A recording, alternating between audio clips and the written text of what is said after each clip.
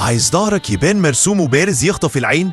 التمارين اللي هقولك عليها دلوقتي من أكتر الحاجات اللي جربتها مع عملائي وغيرت شكل ظهرهم تماما.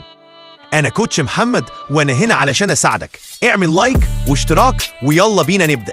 سيل رو بالتجديف على بنش ثابت 3 مجاميع 12 مرة، بيستهدف نص الظهر واللاتس بشكل معزول 100%. 2 سنجل ارم دمبل رو، تجديف دمبل بإيد واحدة 3 مجاميع 12 مرة لكل إيد، بيركز على الجناحات اللاتس ويدي عرض يخلي الظهر شكله مجسم. 3 تي بار رو، تجديف بالتي بار 3 مجاميع 10 عدات، بيبني العمق ويفصل نص الظهر والترابيس. ستريت ارم بول داون، سحب بالكابل وانزراع مفرودة 3 مجاميع في 15 مرة، بيرسم الجناحات وبيطلع شكل الفيل اللي كلنا عايزينه. جرب التمارين دي من النهاردة وهتحس بالفرق في أول أسابيع، واستنى الفيديو الجاي.